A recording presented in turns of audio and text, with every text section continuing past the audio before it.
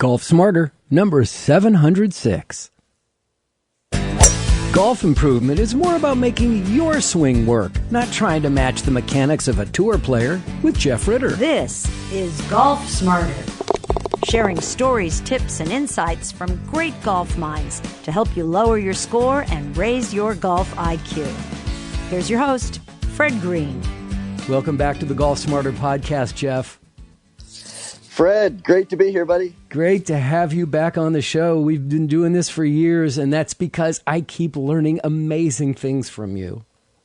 Well, I appreciate you saying that. It's always a pleasure to be on and share some perspectives on the game with you and your listeners. Thank you very much. I need to catch up with you first. Still at Pronghorn Golf in Bend, Oregon? Yeah, so our second season sort of winding down here at Pronghorn Resort in beautiful Bend, Oregon. We had a huge studio renovation, created a real state-of-the-art learning environment. It's got all the cool whistles and bells that players expect these days from top coaching outfits. But we also created a really cool partnership with a club fitting outfit called True Spec Golf. They're out of Scottsdale. They're located in about 20 locations throughout North America, but really particular with where they operate and who they work with and sort of the kind of user experience, so to speak, that they deliver. And they actually helped us with the renovation. And I feel like our teaching studio looks more like a showroom at a high end auto dealer. It's crazy. It's not your typical coaching studio where you walk in there and you see a bunch of pool noodles hanging around. I mean, our stuff is like black leather chairs, cool slick technology, and real modern vibe and feel to it. And very cool. When people walk in the door, they say wow, and I say wow myself. I'm just lucky to be there, and I'm lucky that we were able to find such a great partner to help us do some really cool things. It must be so nice to have that kind of support from the club that you're working at, to have them say, yeah, let's invest in this. Hopefully that really didn't come out of your pocket. No. It worked out really well for everyone. Pronghorn is a really fantastic location. We got 36 holes, both nationally ranked courses. One's a Fazio design course, another one's a Jack Nicklaus design course. Wow. And, the sight lines, of the mountains in the distance covered with snow while you're teeing it up, and just having really just a really great guest experience, at the resort level from top to bottom. They just opened up the brand new Huntington Lodge. That's sort of supporting the growth of what's happening, at Pronghorn with golf in Central Oregon. So it's just a great place to be. And, they've sort of recognized myself and our program as, sort of a spoke in the wheel, if you will, that has the opportunity to raise the bar for the guest experience and make things better. So they let us do what we do best. And we've got their support every step of the way, and it's really an incredible partnership to be well, involved I know with. You're going to short sell this, but they're very lucky to have you. You're really high profile. You're on Golf Digest. You've got this great app in the MTTPerformance.com site. It's just, they're like, and also the Nike golf schools, right? Golf camps. You're still doing that, the junior golf camps? Yeah, I still am. I've been the national director of instruction for Nike Junior Golf Camp since 2008, which it's hard to believe when I say 2008 that's not just a couple of years ago. And so that's something that I still do. We run our programs down in Pebble Beach with support of a couple different golf courses, but also a number of Pebble Beach properties. And it's just an incredible time of year. So this particular summer, I've actually been kind of going back and forth. I spend a week up here in Bend, and then I fly down to Pebble Beach, and then back here, and then back out again. But I've been doing about 4 weeks of advanced junior player programs in Pebble Beach, and then I've got some support with my staff that helps with some other all abilities programs as well. So, yeah, thanks for asking. That program keeps on keeping on, and nice. It's just another thing that we're always doing, trying to improve. So we had a great season with that as well. And are you doing anything outside of Oregon or Arizona or Monterey area? Oh my goodness! Yeah. Well, I mean, we are going to do some golf schools in Arizona this winter. Of course, in partnership with Whirlwind Golf Resort there in Chandler, and as you know, and possibly some other listeners who maybe have heard me on the program before, I was there for 15 years, and you actually came down with a Golf Smarter experience, and we had a good time, playing some golf and having dinner together. But we're going to do that, and I guess the big thing that's really kind of cool for me is that pretty much the entire month of December, I'm going to be traveling Australia and New Zealand, doing a bunch of coaching, and also taking a group of players from Australia to the President's Cup at Royal Melbourne, and I've never been to President's Cup matches before, and just to be able to do that, outside of the U.S. and have some fun myself, if you will, exploring some pretty cool places is something I'm really looking forward to. I have more interest in playing golf in Australia than I do in playing in the UK. I'm sorry for saying that. I'm just a weather wimp. Well, Fred, funny story. My first, I've been to Australia before. Oh. And, I went down there to coach a couple of mini tour players who were really interesting dudes. They both had matching Elvis tattoos on their forearms, right? And they were twins, and their father was an Elvis impersonator. So they had the TCB and a flash on their forearms. And but anyway, so they brought me over one year, and it's like I've done a lot of traveling outside the U.S. Mm-hmm. I'd previously been to the U.K. and done some schools in Liverpool, but I'd never traveled as far as Australia at this particular point in time. And as you know, it's a long flight from California. I mean, you can land in Tokyo in 12 hours, but you got like 17 to Sydney. Yep. And Fred, I remember I leave Los Angeles. I'm on that plane for 17 hours. I land in Sydney. I get off the plane, and I was like, I was just here. I was just here. Because, it's got the Southern California weather, and it's got, the surfing vibe, and it's got all the coffee shops and restaurants. And I'm like, I was just here. I can't believe I flew 17 hours to get off the plane right where I just left. But of course, there's a lot of well, you know what? Are you sure that you flew to Auckland and not Oakland? You're right. Well, I mean, obviously, Australia is a fantastic place, and we're just making some light of the fact that we have some similarities in climate. But oh my gosh, but yeah, it's actually very weird when you're in Australia, because I was there once, to watch the sun rise over the Pacific Ocean. Right. For a West Coast kid who's been watching the sunset in the Pacific my whole life, to see the sun rise in the Pacific is pretty strange. Unless I go to Hawaii, of course, but that's different. For sure. It's a different continent. Sure. Wow, great. Yeah. Hey, what's going on with Golf Digest?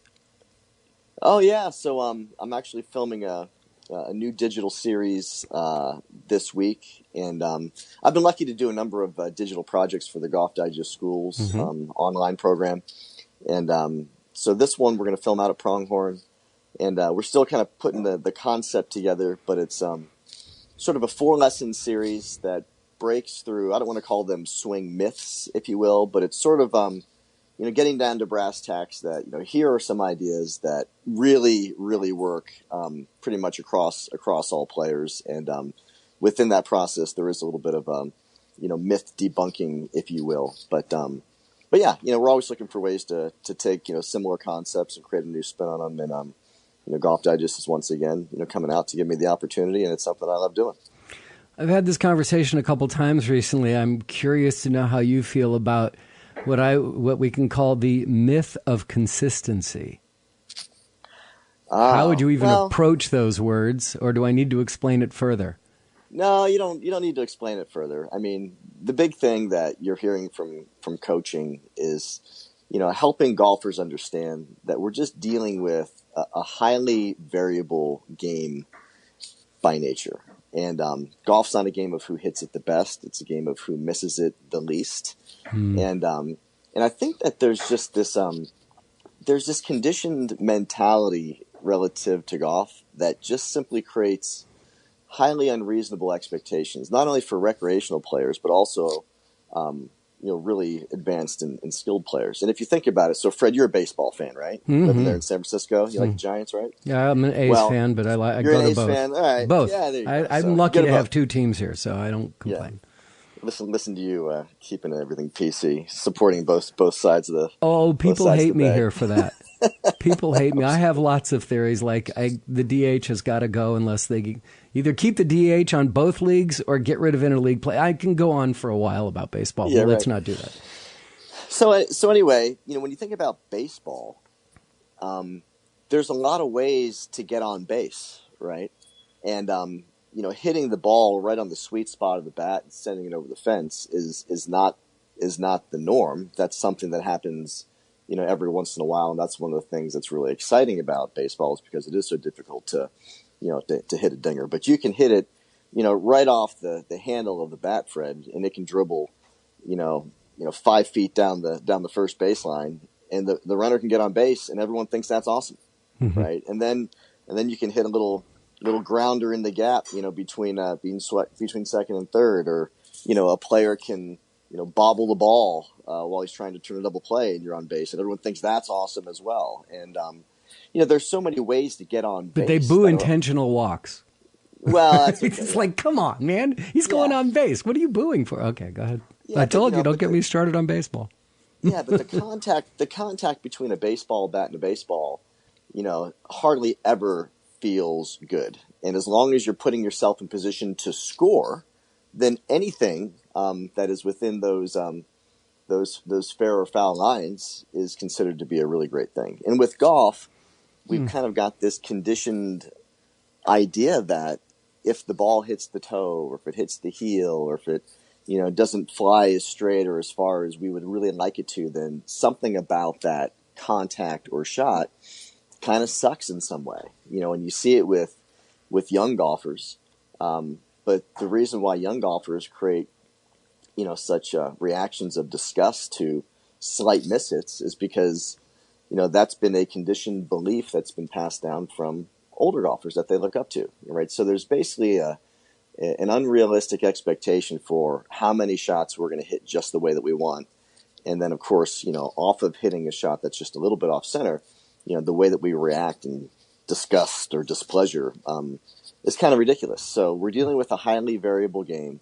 It's not about being consistent. It's about being maybe just a little bit more predictable or a little bit more reasonable.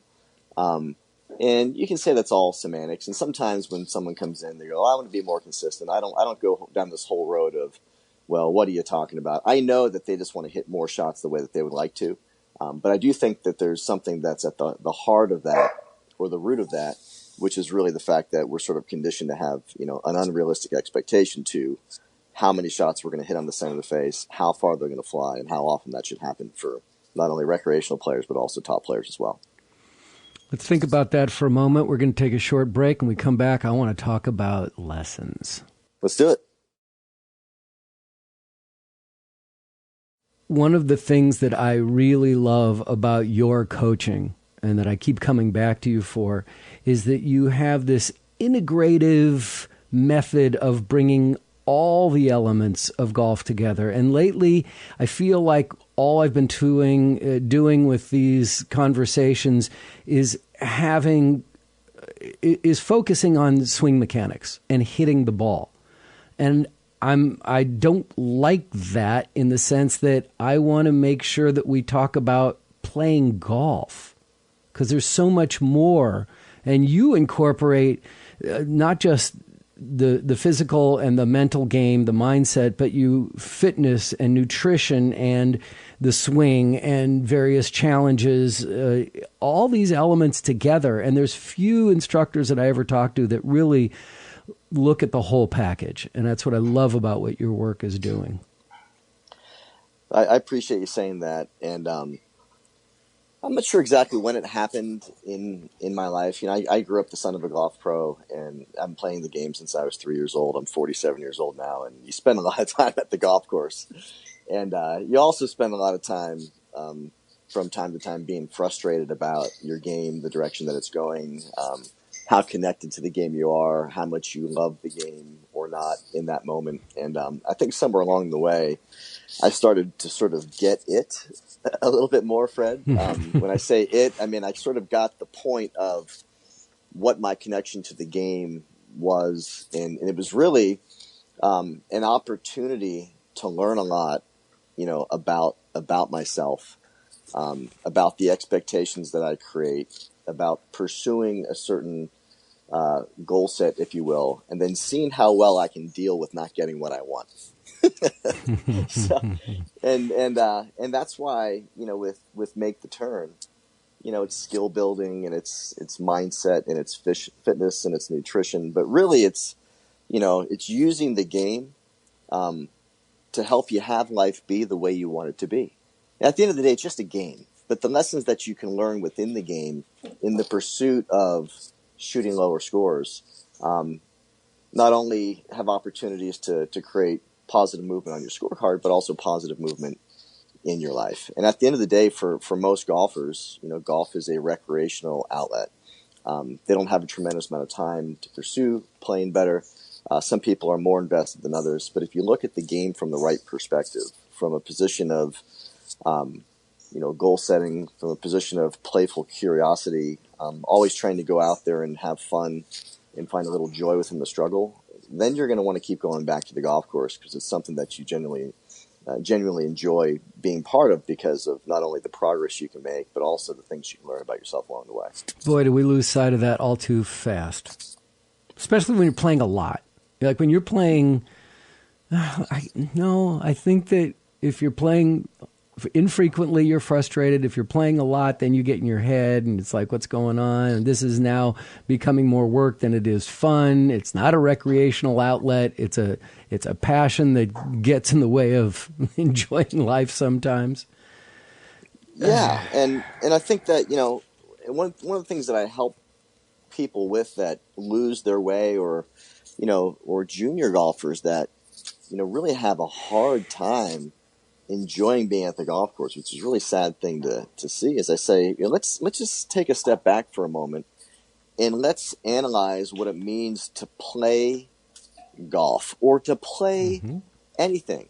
Like, what the heck does the word play even mean?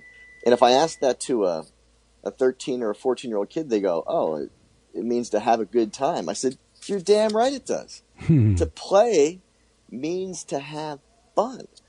So when you come to the golf course, I want you and everyone out there listening, I want them to show up ready to play, right? Ready to have a good time no matter what. And the thing is that most golfers, I don't want to say most golfers, because there's a lot of golfers out there, as you know, Fred, that are going to the golf course and they're not having a good time practicing. They're not having a good time playing. They're expressing their disappointment or frustration with, what they're able to or not able to pull off. And you look at it and you say, why are you guys even here? I mean, there's got to be if this is the way you approach having a good time outside, then maybe there's some other things that would be a little bit easier for you to have a good time doing than coming out here and, and demonstrating this kind of, attitude or behavior towards trying to play a game. It's a game. GAME. It's no different than a game of chess or checkers or basketball or, whatever. And games are meant to challenge us, but in the end, the reason for participating in a game is to have a good time, to challenge yourself skill-wise. Yeah, but we have expectations. We have expectations. Sure, it's like when you're a guy who shoots in the mid 80s, you want to shoot in the low 80s, and long as you keep shooting in the mid 80s, you get frustrated because you can do better because you have a couple bad shots every round. Sure. But there's also this there's a certain expectation, and we do have expectations. But, sure. We have expectations relative to everything we do. Yep. We have expectations waking up in the morning as to how our day is going to go. Or how our body's going to feel. Just like we have expectations relative to how our round of golf is going to go. Yep. And the whole secret to playing a great round of golf is to, number one, over every shot, be really, really clear with how you want things to go. Right? That's the mental imagery or the daydreaming component of a pre-shot routine. And then from there, as you approach the golf shot, you want to be able to approach that shot with a certain level of excitement and enthusiasm for this thing that you get to do. It's not something you have to do. It's something you get to do, right? Mm-hmm. And then from there, you get to see how well you can handle not getting what you want. And that's the whole lesson of what living a good life is all about. Okay, let's wake up with a clear picture of how we want things to go. Yep. Let's approach every single thing we're doing with a certain level of excitement and enthusiasm. And then when we lay down in bed at night, let's see how we deal with not getting what we want. Love it. Love it. And that's inspiring. That's what golf's about. That's what golf's all about. You know? And, relative to, playing golf and there's a couple things. Number one, we got to get out of this, perfectionistic, based mentality towards hitting golf shots. And one of my favorite quotes that I share with all my players, especially players that are struggling with this, is the idea that Jack Nicklaus once shared, which was, you know what, I won a lot of tournaments with different swings. Right. So how often does someone show up to the golf course and they're warming up and the ball's not flying the way that it normally does, and then all of a sudden, they get totally down relative to what their experience is going to be like that day. So this is the highly variable nature of the game. The fact that your swing is always changing, your ball flight's always changing, how you feel is always changing. Jim Flick used to say that golf is a game of emotion and adjustment. And what Jack Nicklaus shared was the fact that I showed up plenty of times with swings that were different from my norm, but it didn't stop me from winning. You know what I mean? And that's, when I come across a junior golfer especially that sort of really embraces that, and they go out there without their best stuff and they find a way to knock the ball down the fairway and knock it up by the green and stuff that thing in the hole. I mean, they're just so proud of themselves for being able to post a good score when they're not making the game easier by the quality of their striking. And, one of the things that, Nicklaus also believed was that it was easier to win a major than it was to win a regular tour event, because there's only about 10% of the field of a major that actually believes that they deserve to win. So there's just so much mindset behind winning, scoring, finding joy in the struggle, loving being out there regardless of how solid you're hitting it. And those are the things that I like to share with my players. And Fred, if somebody comes in and they say, well, why can't I break 100? Why can't I break 90? Why can't I break 80? Well, number one, you haven't been able to reach those milestones because you don't deserve to yet. Ooh. Right? Ooh. And that's the fact. You will break 100 when you deserve to break 100. You will break 90 when you deserve to break 90. You'll break 80 when you deserve to break 80. So there's also this mentality relative to our culture, which is you should get something for nothing. It's just the way it is. You walk into Costco and everyone wants something for nothing. People go out to the golf course and they go, "Yeah, I'd really like to be this kind of golfer, but I don't actually want to put the time and effort required to be able to do that." And this whole lesson that I share, comes off of a story known as the black belt mentality. And I may have shared this before on your show, but it's one of my favorite stories. And Please the do. story goes, so basically a young boy, walks into the dojo, right? And in a karate dojo, the word dojo just means place of learning, right? So young boy walks into the dojo. It could be a young girl, doesn't really matter, it's just a story. And he or she says to their master, their sensei, "Master, when will I be a black belt?" And then the master replies, "Well, you'll never be a black belt. For anyone who would ask that question doesn't have the patience and discipline to do what's required to become a black belt." Right? So basically, you become a black belt when you deserve to be a black belt, just as you break 190 or 80 when you deserve to. Now, what I like to have players do is shift their vocabulary a little bit, saying, why can't I break 100? Why can't I break 90? Why can't I break 80?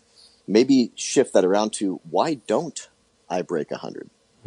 Why don't I break 90? Why don't I break 80? Because there's some action behind that. Just saying I can't do it, well, that doesn't really take us anywhere. But when you say, well, why don't I? Well, then we can start to analyze, well, you know what?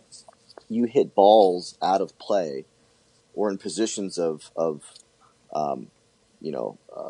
incurring a penalty such as pitching the ball back into play. You do that 6 times around, right? So we need to be able to get your T-ball more reasonable in terms of distance and accuracy to give you an opportunity of scoring. When your ball is near the green, there are a number of occasions where it's taking you 2 shots to get on the green out of the bunker, or it's taking you 2 shots to get onto the green from a pitching situation. There's a number of occasions where you incur what I call unforced errors. You're over the golf shot, you're harboring some degree of doubt, but you're hitting the ball anyway, right? There are a number of occasions where the pace on your longer putts is not reasonable enough to be able to get down in 2. So now we go, why don't I get what I want? Well, we can talk about that, and now we can create a plan around that to help you get this result that you're looking for. But I think that there's just a lot of psychology, if you will, associated with helping people get what they want out of the game. And it starts with, awareness of their current attitudes, awareness of their current behaviors, awareness of their current results, and then being able to ask some questions and then put into play a mindful protocol that really helps people get where they're trying to get. And what I would say, just one more thing here on this, is that, what to do relative to, your technique or your attitude or your way of being on the course. I mean, that's the easy part. That's just the diagnostic part of a golf lesson. The real secret in coaching and the real challenge in learning is how are we going to do it, right? And that's what coaching is all about. Coaching is all about taking somewhere that they possibly couldn't go on their own without the support of a coach, because a coach stretches your mind. A coach stretches your belief system. A coach challenges you in ways that you simply have a hard time challenging yourself. And that's why I love coaching, because I love helping people see that, they can play a better game. They can have a lot more fun. And the possibilities that exist for them within the game are usually a lot greater and more exciting than they tend to believe or discover on their own. I can't believe, let's see if I can find this. I got an email that I printed because I knew at some point I was going to use it. Here it is. This came from, it's amazing that you're saying what you're saying, because this is perfect. Lamar Kersey wrote in and said, so I've heard many different approaches to a golf swing, from tilt and stack, or is it stack and tilt, the one pivot, the 8.5 swing, to making sure your hips turn, to rotating the arms over. I understand them all, but which one would best help my game out? Now, obviously, I'm not somebody who can answer this question. That's why I'm glad I have you here.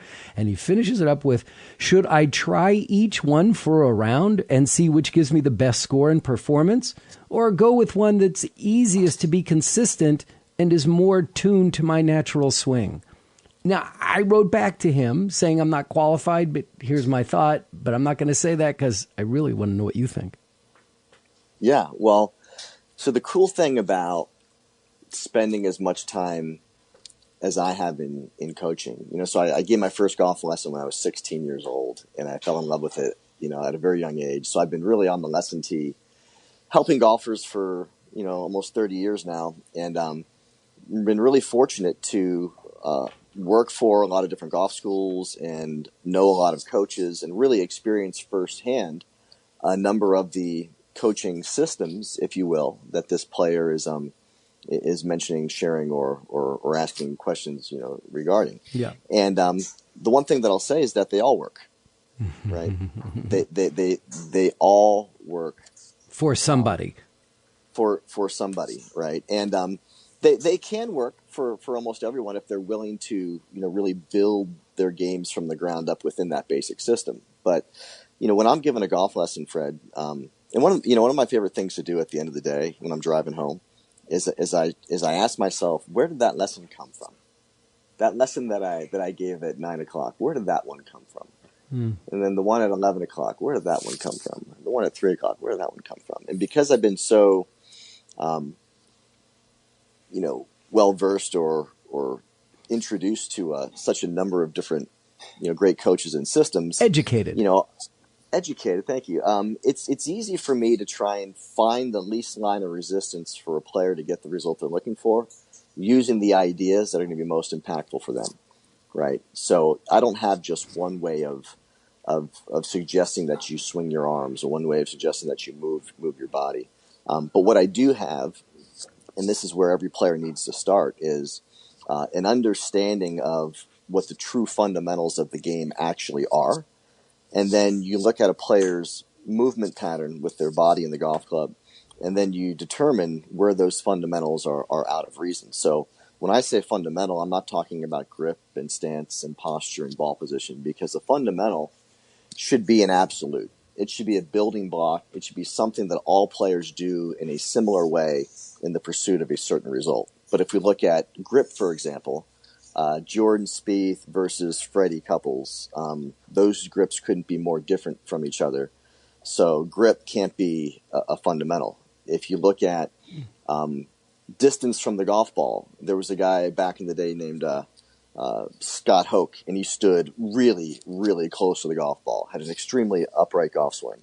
And then you look at someone like Arnold Palmer that stands twice as far away from the ball as Scott Hoke. So guess what? Posture, distance from the ball, that can't be a fundamental as well. Aim. Sam Snead would aim his feet close in the trees to the right. Anyone who's been to a golf tournament and saw Freddie Couples hit a ball, he's got his feet aimed in the trees to the left. So aim cannot be a fundamental. So basically all these things that we see as fundamentals, because of the way we've been conditioned to think about the game, really aren't fundamentals at all, but rather variables that, when they're fit together in certain combinations, lead to the true fundamentals of golf, which we call ISC, or impact, speed, and control. Now, of course, with impact, I mean, obviously every shot culminates with impact, and we can have a lot of different ways of describing impact. But just to make things simple for your listeners, we look at impact as what we call low point control, which means where does the club touch the ground? Where does it bottom out? Where does your circle connect with earth? How solid is your hit relative to center face? And then how reasonable is your angle of attack? So it doesn't matter if you're dealing with a 10-year-old golfer, a top high school player, a collegiate All-American, or a Masters champion. If they were to be hitting balls next to each other on a driving range, and you were to watch where all their divots were, all their divots would be on the target side of the ball with a reasonable amount of down and a center strike on the club face. So that would be a fundamental, right? So impact, where are we striking? How much down are we hitting? Where is the ball hitting the face? The second thing that's common to all great players is they produce enough speed, Fred, to either compete with who they're playing with, right? So obviously, 10-year-olds can keep up with 10-year-olds, and 15-year-olds with 15-year-olds, and tour players with tour players and whatnot. Or do they have enough speed to challenge the golf course? And there's no one that plays professional golf that takes 3 shots to get to a par 4. Just doesn't exist, right?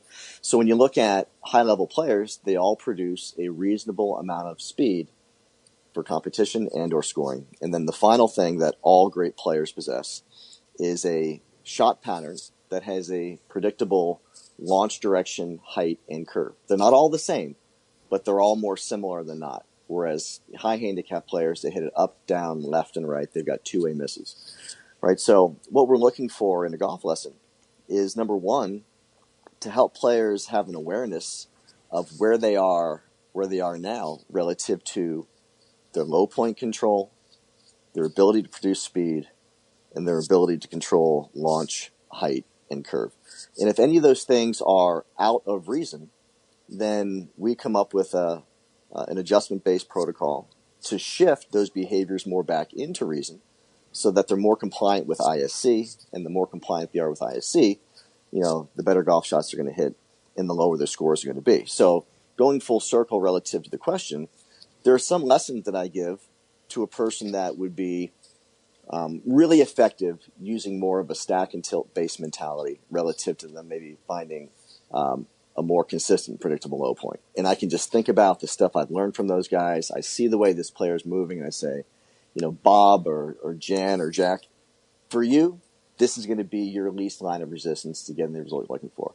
I've also had golfers show up moving their body in a way that would be more in an opposing direction to stack and tilt, more like a Jimmy Ballard in philosophy. When Curtis Strange was winning those U.S. Opens, back in the day, he was using a movement pattern that actually shifted his body more off the ball in the backswing and back to the ball at contact. And sometimes a golfer will show up doing a lot of things that are just so consistent in line with that particular system that I know if I can just adjust one little thing, that everything's going to come together for that player in a way where it may not have if I chose a slightly different avenue or route. So to answer your question relative to your listener, number one, you have to create an awareness of what you are right now. Don't just go ahead and try one system and try the other system or a series of systems without really understanding what you're doing now.